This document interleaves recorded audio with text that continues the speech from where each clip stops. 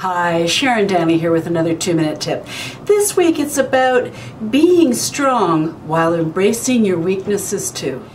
While this channel is dedicated to healthy beauty, confident aging, and demystifying the propaganda about both, I feel it's also important to be balanced and truthful about every aspect of life. So I'm sharing a recent personal event, which I'm sure many will be able to identify with. When I retired and all my responsibilities, both with business and family, had left the building, I turned to social media and expanded my following, sharing my skills to help women with their beauty concerns while aging with truth, simplicity, strength, style, and grace at the helm. And I have to admit, I've never truly retired my advocacy on anything that just wasn't right or just in the world. I continue to be a small voice of common sense, demystifying propaganda while illuminating the facts. And I've aimed to keep it sprinkled with humor and inspiration. Yet, just lately, the feelings of aloneness, concern about the world, and my own aging seem to have all joined hands and circled the wagons to hit me with a melancholy I haven't felt for some time, even though I'm engaged and self-disciplined and have designed good habits that I really do live by. I found I had to seriously draw on my honed resources to keep from falling into that familiar abyss where the inability to concentrate, self-loathing, and concerns about increased physique and reduced everything else also reside.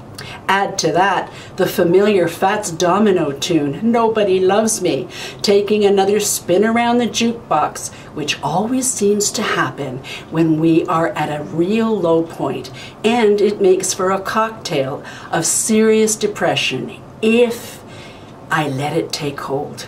What to do, or as that trusty wisdom you can always count on from the Wizard of Oz states, "Well, my pretty, these things must be handled very delicately." Sidebar, my kids used to love it when I did character voices for them, and I have to admit, I kind of miss doing them for them too. As a longtime advocate of journaling, I could feel mine beckoning me, so I pulled it from the shelf.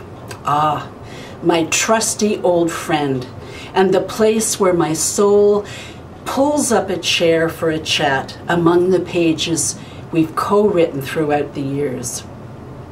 So, what seems to be the problem?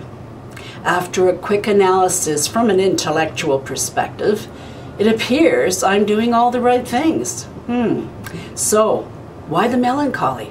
Bordering on depression then?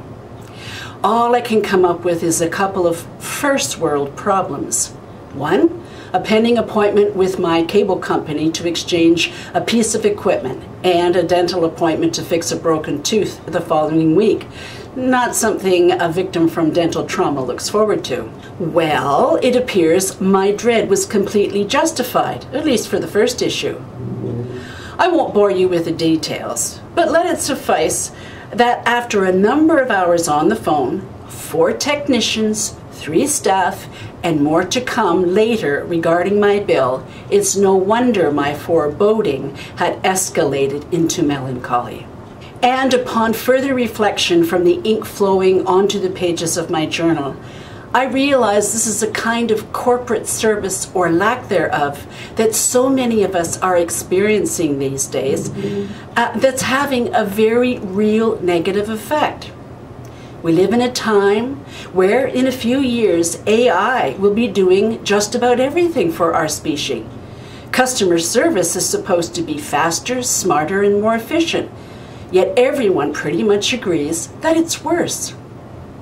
And it's not the equipment, it's the human input that's the problem. Well, after some time chatting in the pages of my trusty friend, I'm feeling better and reconnected to myself.